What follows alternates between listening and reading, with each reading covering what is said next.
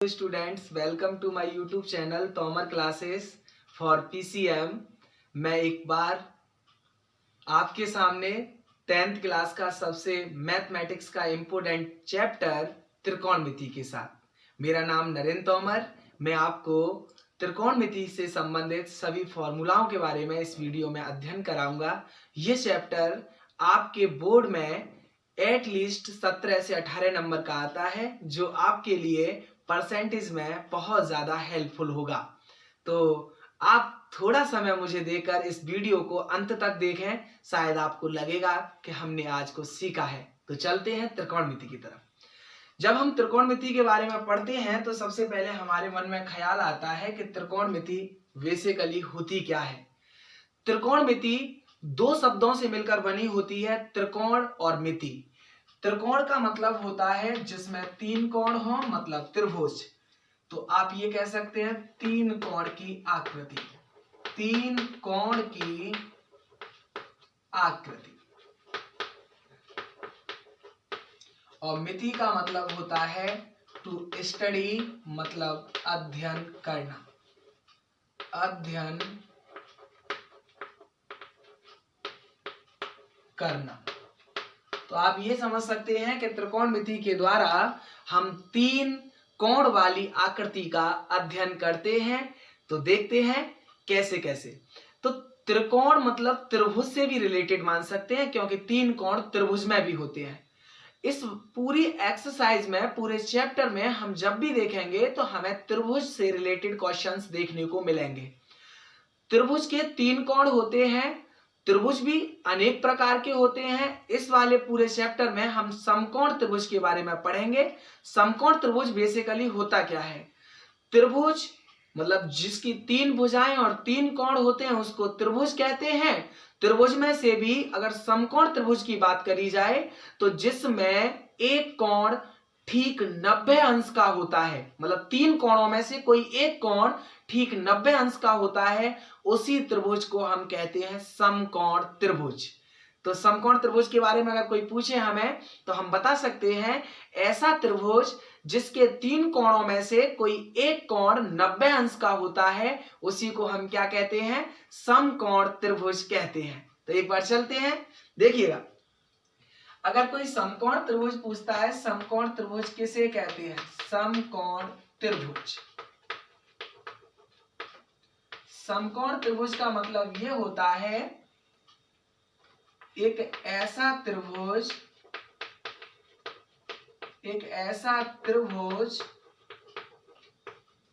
जिसका एक कोण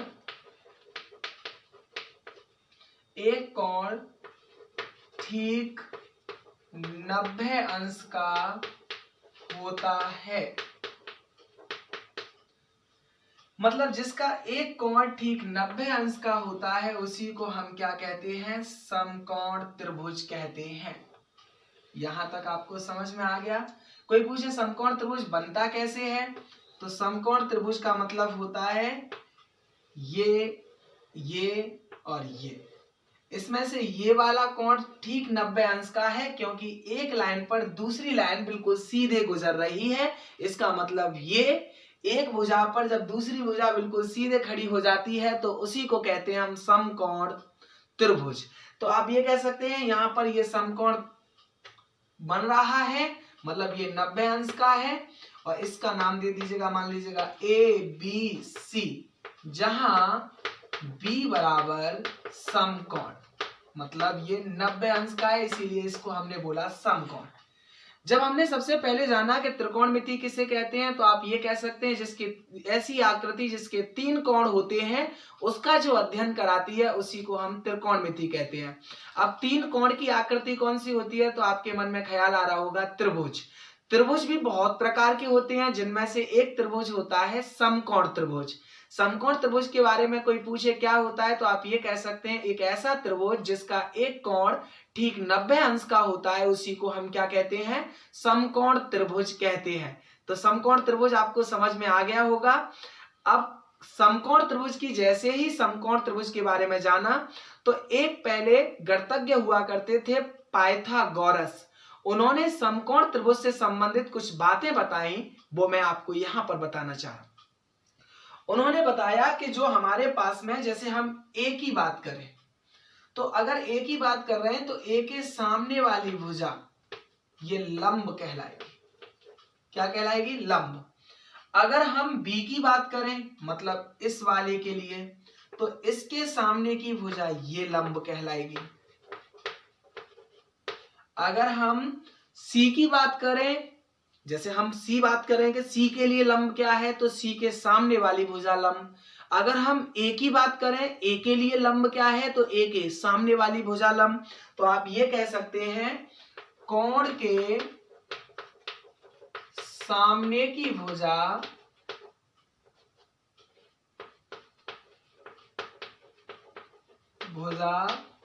लंब कहलाती है।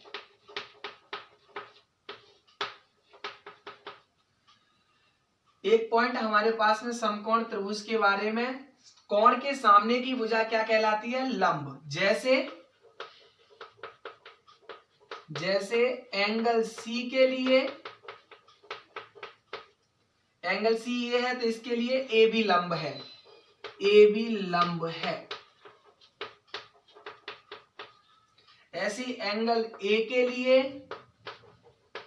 तो ए के लिए ए के सामने की भुजा, तो ए के सामने की भुजा BC, तो ए के लिए BC लंब है।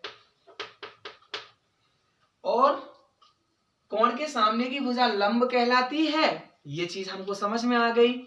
सबसे बड़ी भुजा जो समकोण त्रिभुज में होती है उसी को हम कर्ण कहते हैं।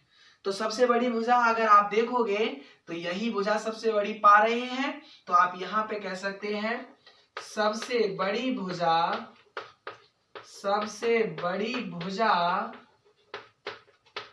कर्ण कहलाती है। कर्ण कहलाती है। जो सबसे बड़ी भुजा होती है उसी को हम क्या कहते हैं? कर्ण कहते हैं। तो इसका मतलब AC यहां पर कर्ण है। बात आई लंब की, कोण के सामने की भुजा लंब कहलाती है और जो सबसे बड़ी भुजा होती है उसी को हम कर्ण कहते हैं। अब एक ही तो भुजा बची, क्योंकि त्रिभुज के अंदर 3 भुजाएं होती हैं, तो जो बची भुजा होती है उसी को हम आधार कहते हैं। तो आप यहां पर कह सकते हैं बची भुजा आधार कहलाती है। आधार कहलाती है। समकोण त्रिभुज के बारे में आपको पूरी जानकारी हो चुकी होगी कि समकोण त्रिभुज में एक कोण 90 अंश का होता है और जिस कोण के बारे में आपसे कोई पूछ रहा है उसके सामने वाली भुजा लंब कहलाती है और जो सबसे बड़ी भुजा होती है उसको कर्ण कहते हैं और जो शेष बची भुजा रह जाती है उसी को हम आधार कहते हैं। यहां तक आपको समझ में आया होगा, आई होप। आगे चलते हैं। आगे अगर बात करें तो पाइथागोरस फिर भी नहीं रुके। पाइथागोरस बोले, पाइथागोरस अपनी एक प्रमेय में क्या कहते हैं? पाइथागोरस प्रमेय। इन्होंने एक प्रमेय बना डाली समकोण त्रिभुज के लिए और इन्होंने क्या बताया? इन्होंने बताया कि जो समकोण त्रिभुज में सबसे बड़ी भुजा होती है उसका अगर स्क्वायर कर दिया जाए तो जो बची 2 भुजाएं हैं, मतलब आधार और लंब, उनका अलग अलग स्क्वायर कर दो। मतलब लंब का भी स्क्वायर कर दो और आधार का भी, और उन दोनों को जोड़ दो। लंब को और आधार को जो उनका स्क्वायर किया है उन्हीं दोनों स्क्वायरों को जोड़ दीजिएगा, तो उसका मान हमेशा सबसे बड़ी भुजा मतलब कर्ण के स्क्वायर के बराबर होगा। ये पाइथागोरस ने कहा था। समकोण त्रिभुज की सबसे बड़ी भुजा का वर्ग बची दोनों भुजाओं के वर्ग के योग के बराबर होता है। पाइथागोरस प्रमेय ने यही बोला था। क्या बोला था? समकोण त्रिभुज के सबसे बड़ी भुजा मतलब कर्ण का वर्ग त्रिभुज की शेष भुजाओं कौन सी हो गई? आधार और लंब, आधार और लंब। तो इन दोनों की भुजाएं जो आधार और लंब हैं, इन आधार और लंब मतलब शेष भुजाओं का वर्गों का योग समकोण त्रिभुज की सबसे बड़ी भुजा कर्ण का वर्ग त्रिभुज की शेष भुजाओं के वर्गों का योग आपस में बराबर होते हैं। ऐसे ना लिखना चाहो तो एक सिंपल डेफिनेशन जैसे हम पहले समझाना चाह रहे थे, समकोण त्रिभुज की सबसे बड़ी भुजा कर्ण का वर्ग त्रिभुज की शेष भुजाओं के वर्गों के योग के मतलब भुजाओं के वर्गों के योग के बराबर होता है। आपको समझ में आया होगा, मतलब आपके लिए आसान बनाने के लिए हमने सेंटेंस को जल्दी खत्म कर दिया। समकोण त्रिभुज की सबसे बड़ी भुजा मतलब कर्ण का वर्ग त्रिभुज की शेष भुजाओं मतलब आधार और लंब के वर्गों के योग के बराबर होता है। मतलब कर्ण का स्क्वायर बराबर लंब का स्क्वायर प्लस आधार का स्क्वायर। कर्ण को के से डिनोट करते हैं तो के का स्क्वायर बराबर ए लंब का स्क्वायर प्लस आधार ए का स्क्वायर। ये पाइथागोरस प्रमेय कहलाती है। जो कर्ण का स्क्वायर होता है मतलब ये स्क्वायर, जो कर्ण का स्क्वायर होता है वो हमेशा लंब के स्क्वायर प्लस आधार के स्क्वायर के बराबर होता है। आई होप आपको ये यहां तक पूरी तरह से समझ में आ चुका होगा। तो जब तक कि मैं इसे रफ करूं आप इसका स्क्रीनशॉट लीजिएगा, फिर आगे बढ़ते हैं। लेकिन मन आप थोड़ी देर के लिए इस वीडियो पर लगाइएगा, मुझे अपना समझकर लगाइएगा, तब जाके आपको थोड़ी वीडियो में इंटरेस्ट बढ़ेगा, तब आपको ज्यादा से ज्यादा समझ में आएगा। तो एक बार स्क्रीनशॉट ले लीजिएगा।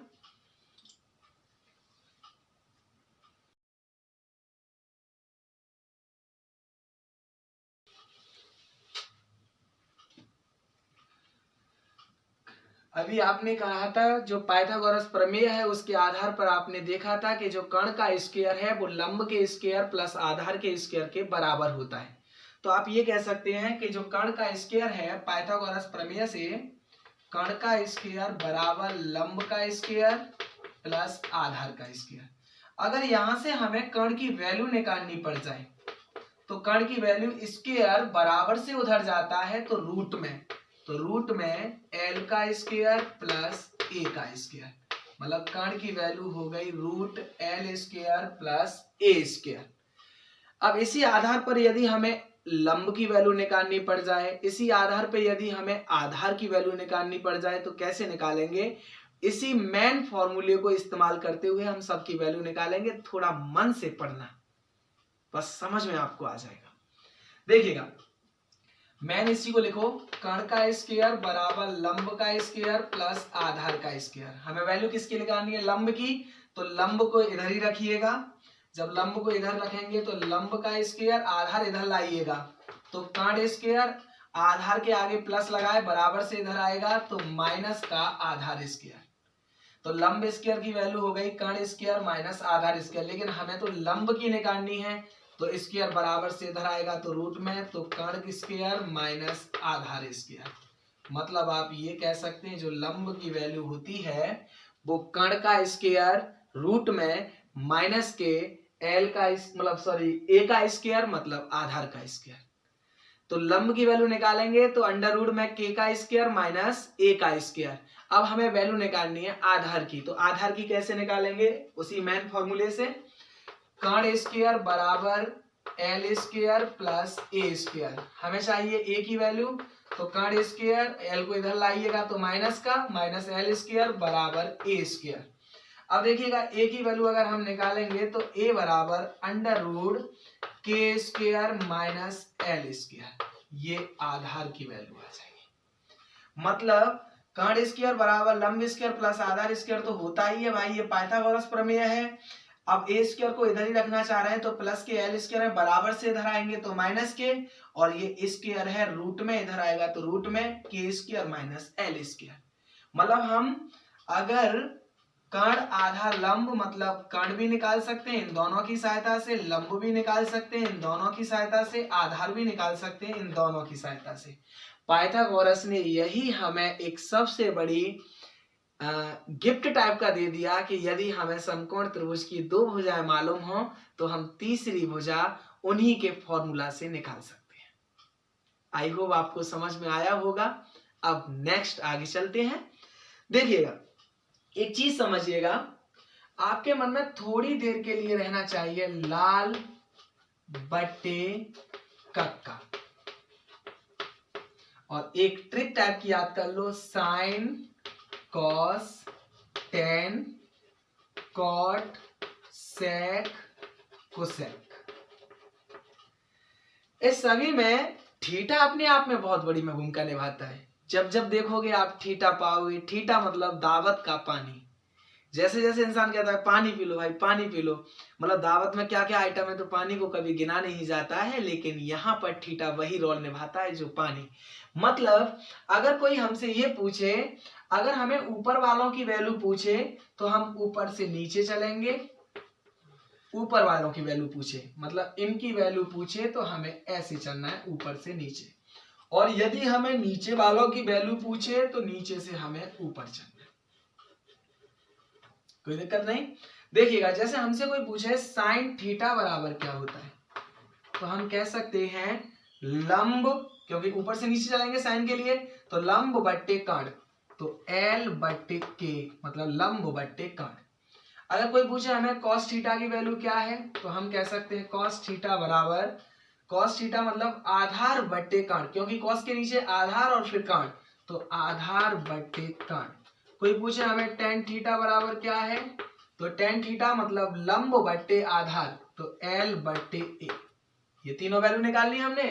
अगर कोई हमें पूछे कॉट थीटा की वैल्यू तो कॉट थीटा बराबर आधार ऊपर चलना है नीचे से, तो आधार बट्टे लंब मतलब ए बट्टे एल, आधार बट्टे लंब। अब देखिएगा, ऐसी हमें सेक थीटा की कोई वैल्यू पूछे तो सेक थीटा बराबर के बट्टे ए, मतलब नीचे से ऊपर चलेंगे तो कर्ण बट्टे आधार, तो के बट्टे ए। आगे हमें कोसेक थीटा की वैल्यू पूछे तो कोसेक थीटा बराबर क्या हो जाएगा, कोसेक थीटा बराबर हो जाएगा के बट्टे एल मतलब कर्ण बट्टे लंब। हम 6 sine cos tan cot sec cosec इन सभी का मान आसानी से ज्ञात कर सकते हैं। समझ पा रहे हैं कि नहीं? मतलब अगर कोई पूछे हमें साइन थीटा बराबर तो आपको कहना है लंब बट्टे कर्ण, कोई पूछे हमें कॉस थीटा बराबर तो आपको कहना है आधार बट्टे कर्ण, कोई पूछे हमें टेन थीटा बराबर तो लंब बट्टे आधार, कोई पूछे हमें कॉट थीटा बराबर तो आधार बट्टे लंब, कोई पूछे हमें सेक थीटा बराबर तो कर्ण बट्टे आधार, कोई पूछे हमें कोसेक थीटा बराबर तो कर्ण बट्टे लंब। आई होप आपको समझ में आ चुका होगा। आगे चलते हैं। एक बात देखिएगा, साइन और कोसेक ये आपको उल्टे दिखाई दे रहे हैं। साइन लंब बट्टे कर्ण और ये कोसेक कर्ण बट्टे लंब। कॉस और सेक ये आपको उल्टे दिखाई दे रहे हैं।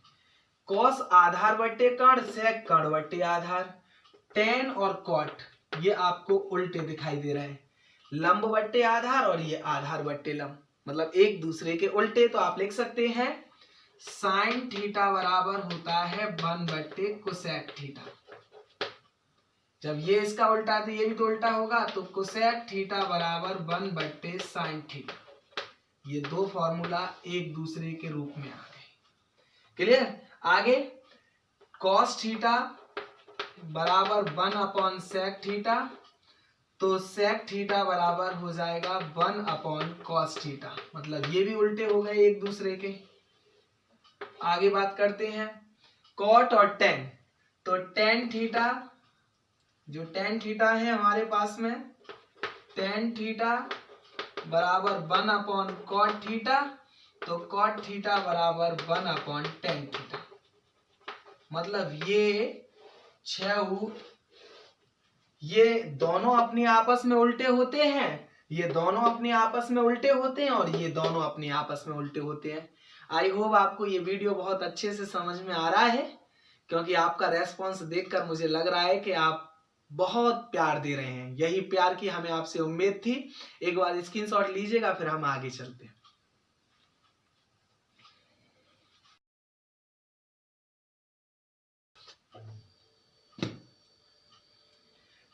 मुझे मालूम है यहाँ तक आपको समझ में आ चुका होगा। थोड़ा और टाइम दीजिएगा, थोड़ा और समझाने का प्रयास करेंगे, लेकिन 2 फॉर्मूला आपको और याद रखने हैं जो आपको इस चैप्टर में ज्यादा से ज्यादा उपयोग में लाने पड़ेंगे। tan थीटा का formula sin theta upon cos theta भी होता है।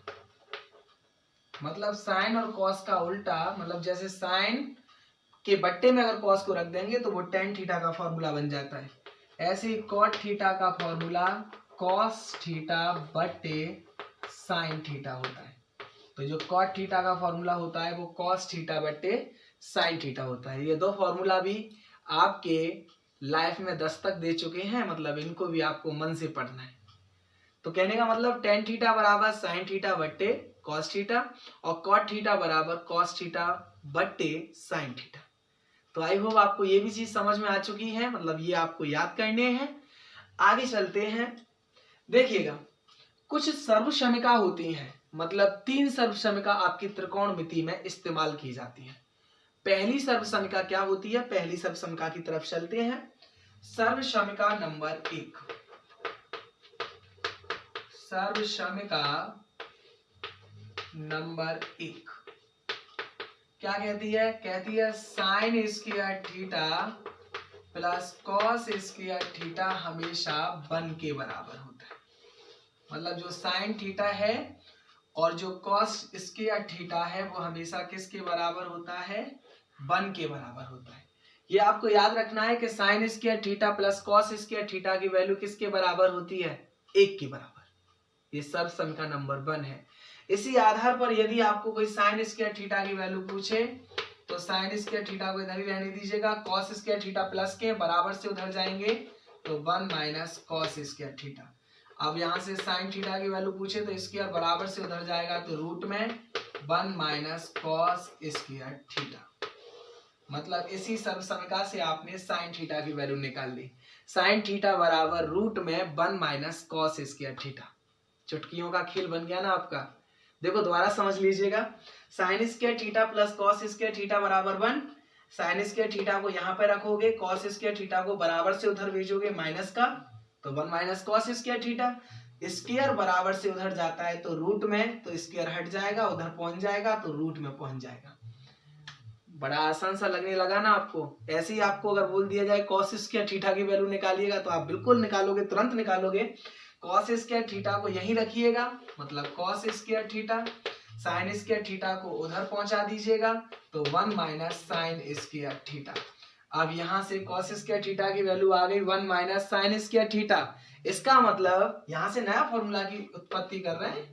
अब देखो यहाँ से कॉस थीटा की वैल्यू निकालेंगे तो कॉस थीटा बराबर आ जाएगा under root 1 minus sine square theta. I hope आपको ये भी समझ में आ गया होगा। मुझे पूरा विश्वास है कि आपको हर चीज समझ में आ रही है और आप से तो हम जुड़ चुके हैं, आप भी थोड़ा हमसे जुड़ जाइएगा। तो आगे बात करते हैं। अगली सर्वसमिका क्या कहती है हमसे? सर्वसमिका नंबर 2। सर्वसमिका कहती है, देखो कलर भी लाल है इसीलिए खतरे का कलर है। सर्वसमिका नंबर 2।